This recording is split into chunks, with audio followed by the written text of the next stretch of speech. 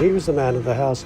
He was head of the family. What he said goes. Charles wasn't the man that he wanted him to be, and that used to really rile him. There are moments the monarchy prefers never to explain, decisions made quietly, yet felt for generations. Prince Philip was never a man of careless gestures. Every move carried weight. Every silence carried meaning. Behind palace doors, influence could shift without warning, and loyalties were rarely simple. But when tension circled Camilla Parker Bowles, something far more calculated unfolded, subtle, precise, impossible to ignore. Was this protection of the crown, or a move even Prince Charles could not control? What do you think? Was this strategy necessary, or did it cross a line?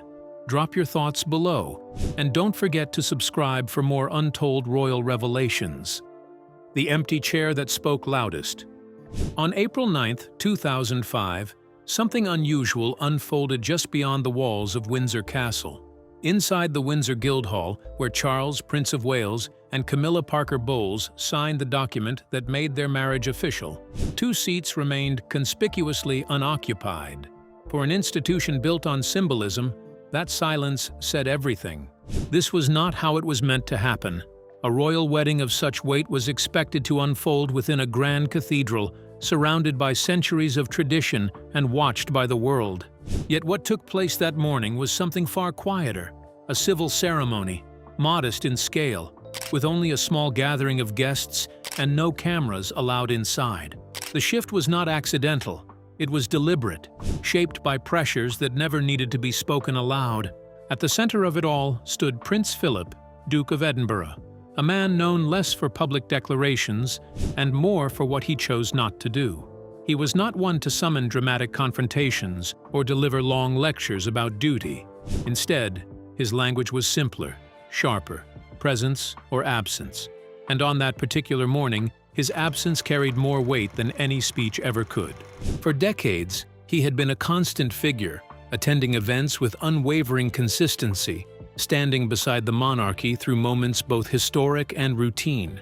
His record of service made that empty chair impossible to ignore. It was not just a personal decision, it was a signal, carefully delivered in the only way he believed mattered. Within royal circles, where every movement is observed and every detail interpreted, such a gesture did not require explanation. Those who understood the inner workings of the monarchy recognized the message instantly. So did Charles. The future king, who had already lived much of his life under intense public scrutiny, now faced a moment where his personal happiness had to be reshaped to fit an unspoken boundary. The grand vision of a traditional royal wedding was quietly dismantled. In its place came something smaller, more controlled, and far less ceremonial. Yet the story did not end with absence. When Philip later chose to appear, it came with its own conditions, terms that reflected a balance between personal conviction and institutional responsibility. It was a compromise, though not an easy one, and certainly not without cost. Around this moment, conversations about a slimmed-down monarchy were beginning to surface, hinting at a future where roles might shift and expectations evolve. But on that day in 2005, the reality felt far more immediate. The monarchy was not just adjusting its structure, it was navigating deeply human tensions beneath a carefully maintained surface. In the end, no public statement was needed. The message had already been delivered, clearly, powerfully, and without a single word spoken. The 28 guests inside Windsor Guild Hall on April 9, 2005 could feel the weight of a moment that went beyond private disagreement. But what truly unfolded behind that restrained silence? And how did a seemingly formal ceremony carry implications far colder, sharper, and destined to ripple far beyond those walls? The silent verdict at Windsor. The 28 people seated inside Windsor Guild Hall on the morning of April 9, 2005 did not need a briefing to understand what was unfolding. The room was quiet, formal, almost restrained, but beneath that stillness sat a truth too deliberate to ignore. This was never about private disagreement. Private feelings stay behind closed doors. What happened that day moved far beyond that. It was something colder, sharper, and far more public, unfolding under the full weight of royal tradition and expectation. At the center, stood Prince Charles, preparing to marry Camilla Parker Bowles. Yet one figure, long regarded as a steady symbol of discipline within the monarchy, was missing from the civil ceremony. Prince Philip chose not to attend the legal union itself. That absence was not framed as accidental, nor explained as logistical difficulty. In royal life, presence is rarely random, and absence even less so. It carried intention, or at least interpretation, leaving observers searching for meaning in silence.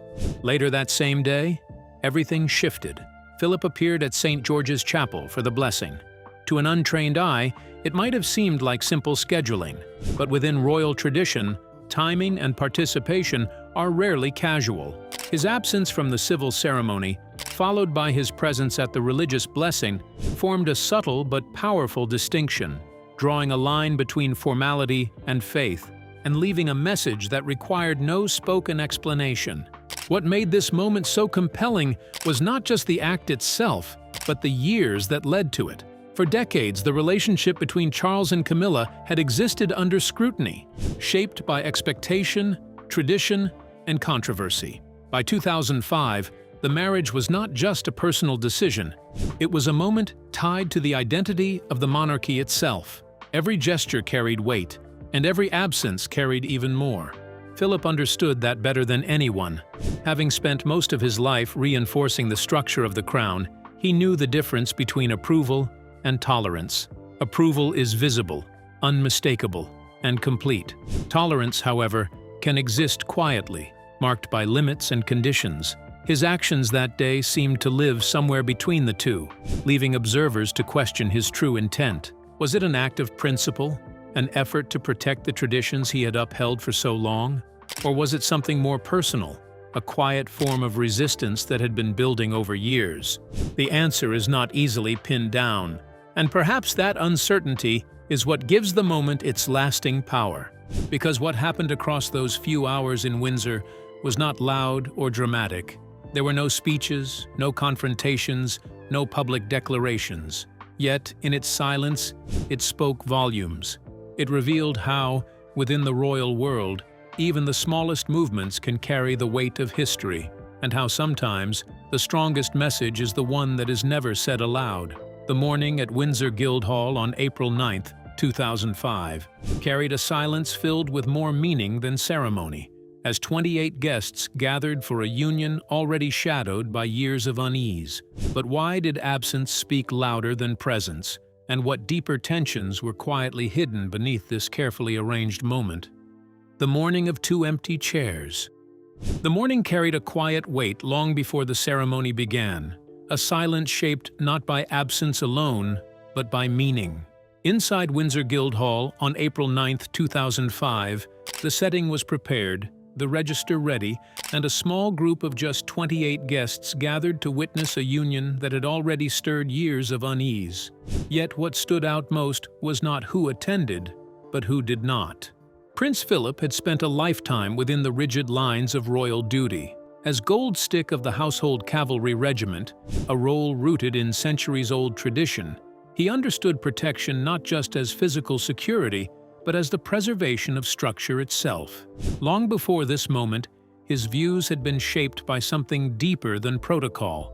Born into the Greek Orthodox Church, he had formally converted to the Anglican Church to marry Queen Elizabeth II, yet his personal convictions never fully shifted. To him, marriage was not simply a legal bond. It was unbreakable, sacred, and final. That belief cast a long shadow over Prince Charles and his past. The collapse of his first marriage to Princess Diana had not been quiet or contained. It had unfolded publicly, painfully, leaving behind a mark that neither time nor distance could fully erase. For Philip, that history was not a chapter closed. It was a line that could not be redrawn. And yet, the day moved forward. The official reasoning for Queen Elizabeth II's absence was carefully framed. As Supreme Governor of the Church of England, her presence at a civil ceremony was considered inappropriate. It was a decision grounded in duty, explained with clarity. But Philip's absence carried no such formal explanation.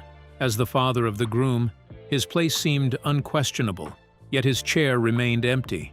What makes this moment striking is not coordination, but understanding. After nearly 6 decades together, both Philip and the Queen had learned to read the institution instinctively. They did not need to discuss the meaning of that ceremony or the weight it carried. They simply arrived at the same conclusion, through different paths. This was not defiance in the loud, dramatic sense. It was quieter, more controlled, an expression of boundaries without confrontation. Historian Robert Lacey later described this atmosphere as one shaped by fundamentally different views of what the crown could endure. No arguments needed to be heard for that divide to exist, but beneath that stillness, something had shifted. Not Philip's beliefs. They remained firm, but his sense of what could still be influenced. The marriage itself could no longer be stopped. That outcome had already been decided. What remained, however, was how he would respond to it, not through words, but through presence, or the deliberate absence of it. By March 2, 2005, the decision had already been sealed behind closed doors, with the Privy Council giving quiet approval that set Charles and Camilla Parker Bowles on an irreversible path. But what hidden message lay beneath this smooth legal progress, and why did this moment carry implications far beyond official consent? The empty chair and the public confession. By March 2, 2005, the decision had already taken shape behind closed doors, long before the world fully grasped what it meant. At the Privy Council, formal approval signaled that the path ahead for Charles and Camilla Parker Bowles was no longer uncertain. The legal process moved forward with quiet certainty, untouched by hesitation or personal resistance. Yet, beneath that steady progress, a more subtle message was being delivered, one that did not rely on words at all. The civil registry, held separately from the grand ceremony, unfolded under a noticeable absence. Prince Philip chose not to attend, yet his absence spoke louder than any statement he might have made.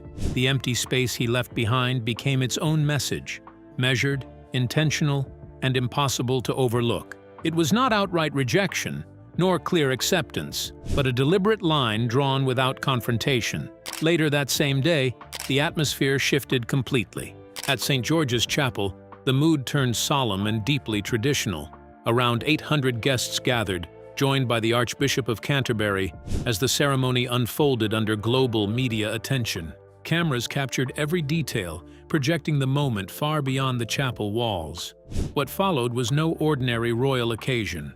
Instead, it carried the weight of history, expectation, and quiet public judgment, blending personal union with centuries of royal tradition and scrutiny.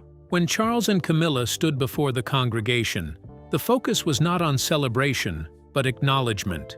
Guided by the words of the 1662 Book of Common Prayer, they spoke openly of manifold sins and wickedness, asking for forgiveness in a setting that demanded both humility and visibility. It was a rare moment where private history met public accountability, shaped in language that had echoed through centuries.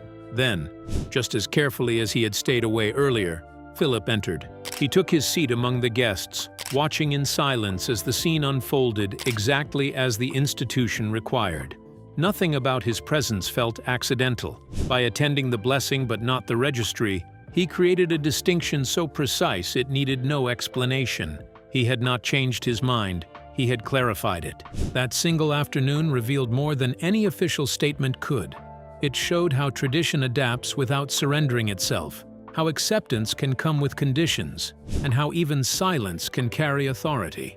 In choosing where to be and where not to be, Philip defined the boundaries of what he could support. What emerged was not a simple no turning into a yes, but something far more complex, a carefully balanced compromise between personal conviction and public duty, played out on one of the most closely watched stages in modern royal history. The silence came before any announcement, yet something in the fields and village lanes felt deliberately arranged.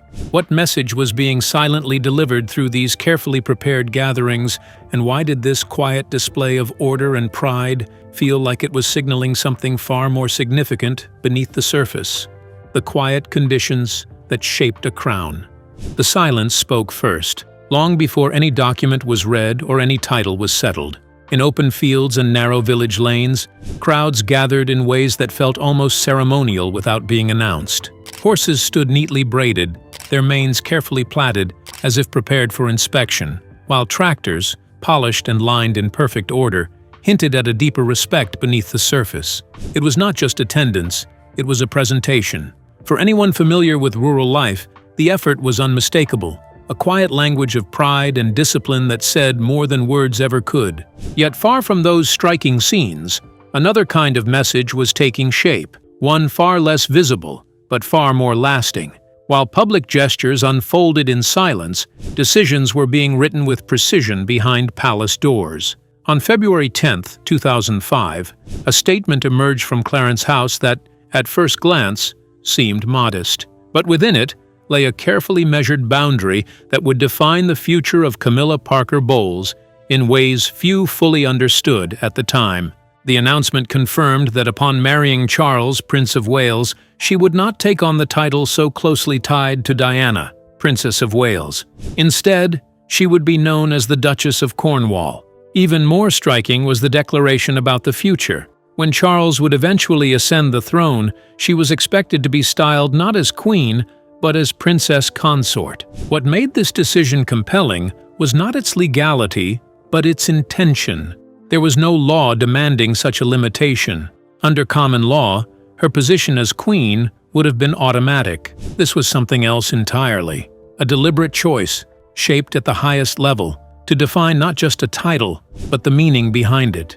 At the center of this quiet orchestration stood Queen Elizabeth II, whose approach was rarely loud, yet always decisive. Through the formal consent required under the Royal Marriages Act 1772, the conditions were embedded with careful precision. No confrontation, no dramatic refusal, just a structured framework that set clear expectations for years to come. In contrast, Prince Philip conveyed his position in a way that required no words at all. Absence, in this context, became its own form of presence, a statement that echoed just as strongly as any written decree. Together, these two approaches formed a unified message. One was seen in empty spaces, the other in formal ink. One was felt in what did not happen, the other in what was carefully recorded. Neither needed explanation, yet both carried weight. And in the end, long before any crown changed hands, the boundaries had already been drawn, quietly, deliberately, and in a way that would shape the story for years beyond 2005. What does it really mean when Prince Philip appeared in two contrasting moments on the same day in April 2005? And what hidden significance lies behind the gap between Windsor Guild Hall and St. George's Chapel that continues to raise unanswered questions? The seat he chose to take. There is a quiet detail that refuses to fade, a moment that insists on being understood before anything else can truly make sense. In April 2005, at age 83, Prince Philip faced a day divided not by distance, but by meaning. The morning unfolded at Windsor Guild Hall, where a civil ceremony took place without him.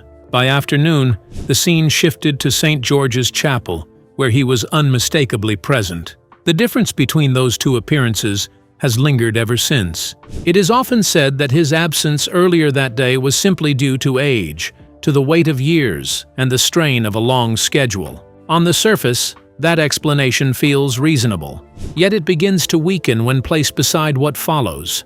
If the morning had truly been too demanding, the afternoon would have been no easier. And yet when the time came, he arrived, composed and deliberate, seated among those witnessing the blessing.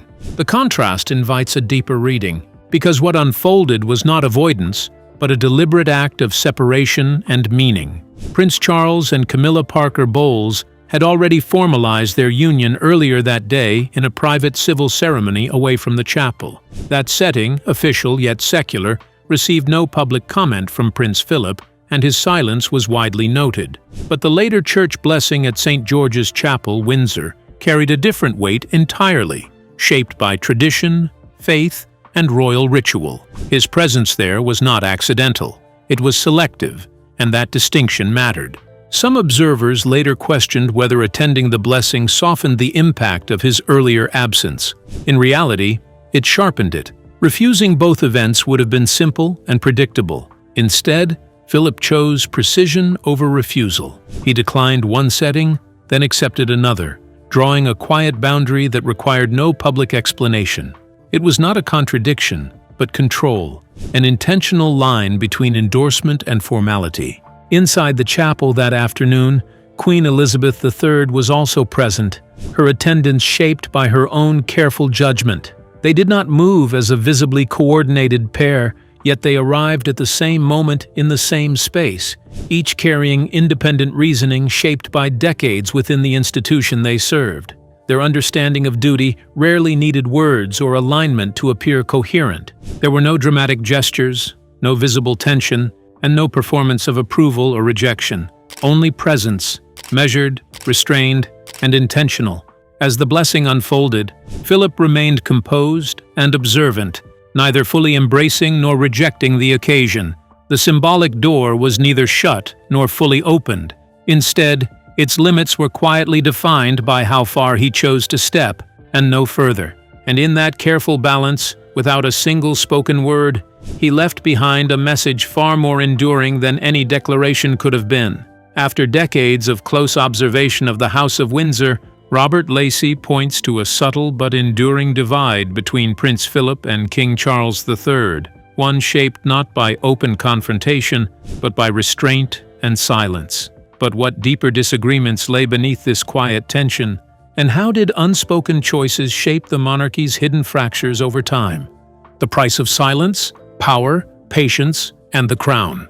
For more than half a century, Robert Lacey observed the inner workings of the House of Windsor, not as a critic, but as someone invested in its survival. In his 2020 work, he outlines a quiet but lasting divide between Prince Philip and King Charles III, a difference not fought in public arguments, but expressed through careful decisions and long stretches of silence. It was not noise that defined their conflict, but restraint. Other voices deepen this picture. Penny Junor reveals that Queen Elizabeth II did not resist Camilla Parker Bowles out of personal dislike, but from a sense of duty. The institution had already been shaken, especially by the breakdown of Charles's marriage to Princess Diana, and the monarchy could not afford further damage. Early on, both the Queen and Philip believed Camilla should remain outside royal life entirely, not as punishment, but as protection for the crown. Yet the deeper strain lay within the family itself. Christopher Anderson describes a father whose strict and often distant approach left little room for emotional understanding. For Charles, this was not just about royal duty, it felt personal. Over time, that emotional distance hardened, especially as Camilla remained a constant presence. What could not be said openly settled instead into years of quiet disapproval. And still, Prince Philip never attempted to shut the future down completely. His resistance was not aimed at stopping King Charles III, but at shaping what would follow. For years, Camilla remained in a complicated position, closely connected to the monarchy, yet never fully embraced by public sentiment or formal tradition. When Charles and Camilla married in 2005, the arrangement reflected careful compromise. Her role and title were deliberately managed, signaling that history had not been neatly rewritten overnight. For nearly 17 years, that structure held in place. It allowed the monarchy time to steady itself and gave the public space to gradually adjust to a controversial union becoming official. But the balance shifted after 2022, following the passing of Queen Elizabeth II. With her death, the earlier boundaries softened, and Camilla's position was fully elevated into public recognition as queen consort. What remains striking is the nature of Philip's influence. His approach was never about victory or defeat, but about consequence. He understood that decisions inside the monarchy carried long shadows. His silence was not absence, but strategy, measured, deliberate, and often more powerful than open opposition. In the end, Camilla became queen, and the institution adapted.